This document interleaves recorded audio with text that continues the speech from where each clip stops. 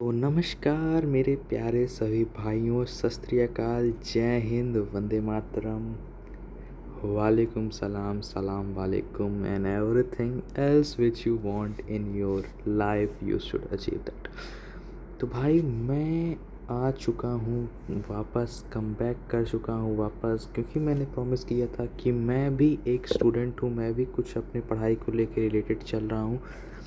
तो मैं आपकी पूरी समस्या का समाधान आपको दूँगा और अवश्य दूँगा। और अगर मैंने पढ़ाना चालू किया है, अगर मैंने कुछ पढ़ाना चालू किया है, तो मैं उसे आपको कंप्लीट कंप्लीट करा के ही जाऊँगा। अब हिस्ट्री चालू किया है, तो हिस्ट्री का पहला चैप्टर चालू किया है, उसे अधूरा तो बिल्कुल नहीं छोड़ सकते, बिल्कुल नहीं छोड़ सकते। तो लोग बहुत ज़्यादा जो फैला रहे हैं कि am I dead or my account is dead. So the particular answer to this very huge and the great question is ना मेरी जान, ना ना ना ना। कम बैक हो चुका है, कम बैक, और बहुत गलत इंसान का कम बैक हो चुका है इंडस्ट्री में। और इस बार मैंने आपको पढ़ाने के लिए जो जो तरीके लाए हैं ना, वो तरीके इस लेवल पे, इस एडिटिंग स्किल्स पे, इस टाइम पे, मेरे एज में कोई बंदा, मेरे को नहीं लगता है कि आपको प्रोवाइड करता है इस एज में। अब एज भाई मत पूछना, रिवील मत करने को बोलना। इस बार मैं आपके लिए एक सरप्राइज़ लाया हूँ, और वो सरप्राइज़ ये है कि इस बार आपको मिलेंगे नोट्स। जी हाँ, आप मेरे को मैसेज करिए, उस पर मैं अपना टेलीग्राम ग्रुप बना दूंगा, उस पर आपको नोट्स मिल जाएंगे। पर पहले आप कमेंट करिए कि हाँ आपको चाहिए नोट्स, तो मैं आपको पर्सनली सेंड करूँगा। और मैं नोट्स हवा में नहीं बनाऊँगा, ये नोट्स बनेंगे आपके बगल में, आपके सामने, लाइक फ्रॉम स्टार्टिंग। यहीं से ऐसे बढ़िया से नोट्स बनेंगे हमारे, टॉपिक वाइज सब कुछ होगा।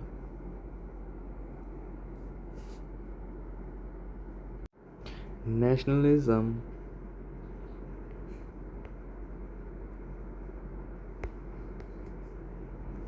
इन यूरोप, ऐसे करके आपको प्रॉपर मिलेंगे इसके शॉर्ट नोट्स प्रॉपरली मेरी जान। तो इस बार मैं आपको बढ़िया से ऐसा पढ़ा दूंगा, ऐसा पढ़ा दूंगा, ऐसा पढ़ा दूंगा ना मेरी जान, किसी के बस की नहीं होगी उतना पढ़ाना। ये लाइन तो सुने ही होंगे आप किसी के मुंह से, वो मेरे भी टीचर रहे हैं, तो फिर no hate to him. Sir you are great, we love you all, मतलब we love you all of, we love you. तो फिर बिना किसी वक्त देरी के चालू करते हैं हम लोग अपना टॉपिक आज का। तो आज हमें क्या पढ़ना है, आप लोग पुराना टॉपिक बिल्कुल भूल चुके होंगे, तो उसके लिए मैं आपको रिकमेंड करूँगा कि भाई मैंने इतना अच्छे से पढ़ाया था, तो आपने उस समय अच्छे से पढ़ा होगा, 2 महीना पहले के आसपास है। अब रोज़ वीडियो आएगी, I promise you, I assure you, chapter ख़त्म करके ही जाऊँगा ये।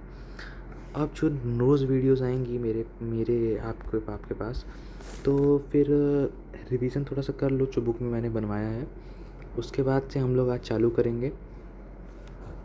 तो देखो मेरे भाई, सीन क्या था कि 1815 में, डेट एकदम बढ़िया से देखिएगा, मैं डेट बता रहा हूँ आपको।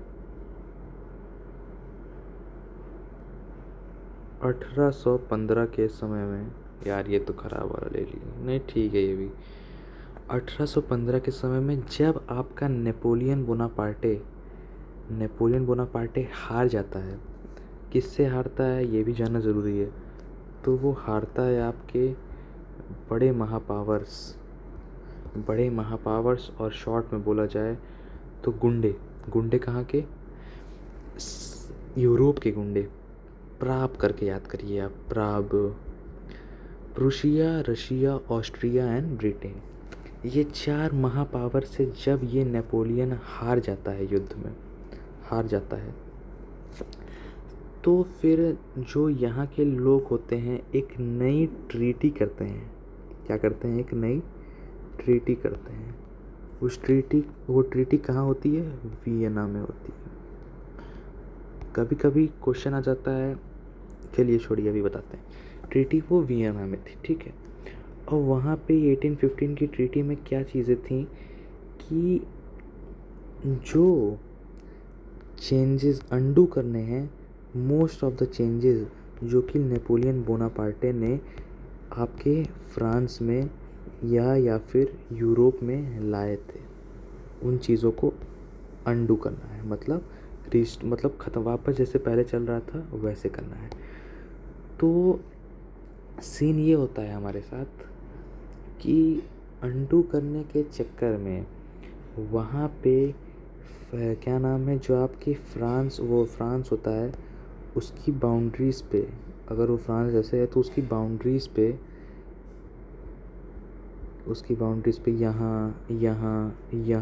यहाँ स्टेट्स को लॉक कर दिया जाता है, ताकि फ्रांस अपने आप को फ्यूचर में एक्सटेंड ना कर पाए। उसके बाद उसके साथ ही साथ फ्रांस के पास आपको देखने को मिलेगा कि कई सारी चीज़ें, ये जो गुंडे थे हमारे, पर आप उन गुंडों को कई सारी चीज़ें आप देखेंगे कि मिल जाती है, टेरिटरीज़ मिल जाती हैं। तो यही चीज़ें हमें प्रॉपर्ली इस पूरे पैराग्राफ में पढ़नी है, जिसका नाम है कंजर्वेटिज्म इन 1815। तो आप जब ये पैराग्राफ आप पढ़ेंगे तो आपको पता चलेगा कि जब मैंने बताया कि नेपोलियन की डिफ़ीट के बाद से यूरोपियन गवर्नमेंट एक कंजर्वेटिज़म की स्पिरिट से डेवलप हो गई थी। अब कंजर्वेटिज़म क्या होता है? कंजर्वेटिज़म एक चीज़ होता है, मैं लिखवा देता हूँ यहाँ पे, आप लोग भी मेरे साथ साथ हो सके तो लिख लीजिएगा कि यहाँ पे कंजर्वेटिज़म क्या होता है। कंजर्वेटिज़म, क्या आपने पुराने धारणा के लोगों के बारे में सुना है? तो कहीं ना कहीं कंजर्वेशन वही चीज़ है, कंजर्वेटिज्म की पुरानी धारणा को सपोर्ट करता है। पुरानी धारणा क्या थी कि आपके रूलर्स को सपोर्ट करना, रूलर्स को सपोर्ट करना, आपके अत्याचार भी अगर हो रहा हो तो उस अत्याचार तक को सपोर्ट करना, यही थी कंजर्वेटिज्म फॉर्म ऑफ गवर्नमेंट। तो होता क्या है कि 1815 में नेपोलियन की डिफीट के बाद से कंजर्वेटिज्म गवर्नमेंट आ जाती है। कंजर्वेटिज्म बिलीव क्या करते थे? मैंने बताया कि एक पुरानी धारणा जहाँ पे monarchy, church, social hierarchies, properties and the family should be preserved. मतलब पुरानी धारणा यही कहती थी ना कि चर्च, मोनार्की, सोशल हायरार्की, मतलब मर्द महिलाओं से ऊपर हैं, वगैरह वगैरह चीज़ों को प्रिजर्व करनी चाहिए। तो देखिए भाई, हर समाज में बुद्धिमान लोग भी होते हैं, दो तरीके के लोग पाए जाते हैं। एक जो होता है हाँ में हाँ मिलाते हैं, और एक जो होता है कि नहीं, जो सही चीज़ है उसको सपोर्ट करते हैं। तो इसी सही चीज़ को सपोर्ट करने में कुछ कंजर्वेटिज्म लोग जो आते हैं वो रिस्पॉन्स नहीं करते हैं कि पुरानी धारणा की चीज़ें वापस आए। उन लोग को लगता है कि जो हमारा जो नया चेंज हुआ है, जिसमें यूरोप में जो नया चेंज हुआ है नेपोलियन के द्वारा, उसकी वजह से जो हमारा जो स्टेट का पावर है मोर इफ़ेक्टिव एंड स्ट्रांग हो गया है। मतलब वो पहले से अधिक अच्छे तरीके से काम कर पा रहा है। और उन चीज़ों में आती क्या थी ये भी देख लीजिए। एक modern army, efficient bureaucracy, dynamic economy और evolution of feudalism and serfdom could strengthen the autocratic monarchies of Europe. तो इनकी धारणा कुछ मतलब आपके हित में नहीं थी। अगर आप वहाँ पे गरीब हैं तो आपके हित में कुछ नहीं था। अगर आपको ऐसा लग जाए कि नहीं भाई राजा आदमी ये लोग मतलब हमें सपोर्ट कर रहे हैं, तो बिल्कुल नहीं भाई, ऐसे भ्रम में मत जीना। क्या कह रहे हैं कि मॉडर्न आर्मी, एकदम ताबड़तोड़ आर्मी आपके पास रहेगी, ब्यूरोक्रेसी मतलब आईएएस ऑफिसर वगैरह की सेना रहेगी, एक अच्छी इकोनॉमी रहेगी, मतलब बहुत पैसा होगा। और फ्यूडलिज्म और सर्फडम का मैंने पहले मतलब बता दिया है, सर्फडम का नहीं बताया। तो सर्फडम का मतलब होता है कि आपका जो खेत होगा उस पर, जो खेत होगा, लैंड होगा, उस लैंड पे आपसे बेगार मजदूरी की जाएगी, करवाई जाएगी, और आपसे पैसा मांगा जाएगा उस चीज़ का। आप ही खेत पे आप ही से काम करवाया जा रहा है और आपसे पैसा लिया जा रहा है। तो सर्फडम यही था। तो सर्फडम को अबॉलिश करना था। तो भाई ये सब जो तुम अबॉलिश कर दिए हो, उसकी वजह से तुमको फ़ायदा कुछ नहीं हो रहा है। इससे क्या होगी कि जो ऑटोक्रेटिक मोनार्कीज़ होंगी, यूरोप की ऑटोक्रेटिक मोनार्कीज़, वो और स्ट्रांग हो जाएंगी। भाई ये स्टेटमेंट देख रहे हो, ये स्टेटमेंट गढ़ नहीं रहा है थोड़ा सा तुम लोग को कि भाई मतलब कुछ सोचा भी जा रहा है तो वो भी हमारे बारे में नहीं सोचा जा रहा है। तो यही सब हो रहा था उस समय। तो आइए थोड़ा सा ट्रीटी ऑफ वियना के बारे में हम लोग पढ़ लेते हैं, ठीक है। तो ये देखिए सीन क्या होता है, 1815 में यूरोपियन पावर 4 गुंडे, मैंने बताया Britain, Russia, Austria and Prussia, जिसने नेपोलियन को एक साथ डिफीट किया था, ये भी मैंने बताया। वो वियना पे मिलते हैं। कहाँ मिलते हैं? वियना पे, मैंने बताया, जो कि यूरोप पे मिलते हैं, वियना में। और congress was hosted by Austrian chancellor duke Metternich, ये याद रख लीजिएगा भाई। और अभी आपको एक इत्तेफाक की बात बताता हूँ। ऑस्ट्रियन चांसलर, क्या ऑस्ट्रियन चांसलर, एक मिनट रुको यार,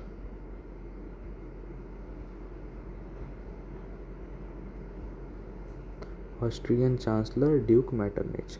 अब आप कहोगे कि इसमें ख़ास बात क्या है, तो मैं आपको बता दूं कि ख़ास बात ये है इसमें कि जो अपना बोट टू हुआ था, जो अपना बोर्ड टू हुआ था, उसके एमसीक्यू के 1 नंबर के क्वेश्चन में इस साल 2026 में क्वेश्चन आया था कि जो आपका ट्रीटी ऑफ वियना है, ट्रीटी ऑफ वियना है, वो आपका किस देश में हुआ था। तो यहाँ पे एनसीईआरटी बहुत खेल जाती है, क्योंकि यहाँ पे पर्टिकुलरली देश का नाम नहीं दिया है, देश का नाम नहीं दिया है। पर यहाँ पे एक स्टेटमेंट हम लोगों ने पढ़ा कि hosted by whom, hosted by Austrian chancellor duke Metternich. तो इससे हमें पता चलता है कि जो ट्रीटी ऑफ वियना थी हमारी यूरोप के कौन से भाग में हुई थी? ऑस्ट्रिया के। तो इन फ्यूचर अगर आपके पास भी ये सवाल मिल जाता है, आपको ये ट्रिकी सवाल मिल जाता है करने को, तो आप फॉर श्योर मुझसे पढ़ें, तो प्लीज़ ये सवाल अच्छे से करके आइएगा। और इतने दम लगा रहा हूँ, इतना जान लगा रहा हूँ, मेरी जान तुम ही लोग को पढ़ाने के लिए, तुम ही लोग को आगे बढ़ाने के लिए। अपने से टाइम निकाल के मैं मतलब 2 महीना जे की तैयारी में लगा हुआ हूँ, थोड़ा सा मतलब 12+ हो चुका है जे की तैयारी में, आपकी निकल ही जाएगा, श्योर है। तो भाई तुम लोग के लिए समय निकाल के अगर कुछ कर रहा हूँ तो प्लीज़ उसे वैल्यू दो भाई। मैं भी चाहता हूँ कि इंडिया का एजुकेशन सिस्टम एफिशिएंट हो। आज के समय पे अगर आप देखोगे तो आज के समय पे बहुत सारे इंस्टीट्यूशन हैं, फ्री एजुकेशन भी दे रहे हैं। मैं नाम नहीं लेना चाहता हूँ, और ले भी लूँ तो कोई बहुत बड़ी बात नहीं है। BW मेरी फेवरेट है, ये मतलब अच्छे टर्म्स में बता रहा हूँ, मेरी फेवरेट है। इसने बहुत साथ दिया है मेरा भाई, बहुत साथ। और मैं आपको भी रिकमेंड करूँगा, अगर आपको दिक्कत है तो आप BW से पढ़ो। फिर एक आता है लेलिन, उसके बाद आता है NPT, और ऐसे ही MTN, ऐसे करते करते कोचिंग्स आती हैं। तो इन सब का फ्री कोर्स आपको मिल जाएगा, फ्री कोर्स, बट 1 शॉट मिलता है फ्री कोर्स के नाम पे। और मैं आपको दे रहा हूँ लॉन्ग लेक्चर्स फ्री में। तो भाई वैल्यू करो यार मेरी, यार प्लीज़ यार, मैं बस वही चाहता हूँ, वैल्यू करो और कुछ नहीं, ठीक है। तो यार जिस तरीके से आपको वो छोड़ के गई थी, अरे मतलब पर्सनल हो गया ना थोड़ा, कोई बात नहीं, जिस तरह वो आपको छोड़ के गई थी उसी तरीके से फ्रांस में बहुत सारी चीज़ें हो रही हैं, उसको हम लोग देखते हैं। अब ये पढ़ चुका हम लोगों ने, अब इसके बाद देखिए थोड़ा सा ही बचा है, ऐसा बहुत ज़्यादा टॉपिक नहीं बचा है। कितना मिनट हुआ? 13 मिनट हुआ है, 20 मिनट तक ख़त्म हो जाएगा, कोई दिक्कत नहीं है, don't worry.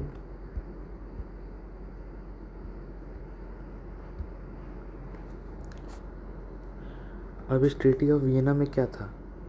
Treaty of Vienna में था कि अंडू करना, ये देखो लिखा हुआ है, अंडू करना मोस्ट ऑफ द चेंजेस को जो कि यूरोप में हुआ था नेपोलियनिक वॉर के समय में। बर्मन डायनेस्टी जो आपकी होती है, बर्मन डायनेस्टी जो कि अपना पावर लूज़ कर चुकी थी फ्रेंच रिवॉल्यूशन के दौरान, उसको वापस पावर में लाया जाता है।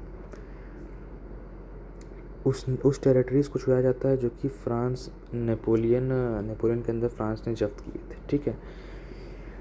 एक मैंने आपको बताया था कि सीरीज़ ऑफ स्टेट सेट कर दिए जाते हैं बाउंड्रीज़ पे, कि भाई मतलब ताकि जो पर्टिकुलर एरिया है फ्रांस का, वो वापस इन फ्यूचर एक्सटेंड ना कर पाए अपने आप को। तो इस चीज़ के लिए आपको पता चलना चाहिए कि जो किंगडम ऑफ नीदरलैंड्स है, वो आपको, जिसके अंदर बेल्जियम आता था, ये याद रखिएगा, वो आपका नॉर्थ में सेट किया गया था।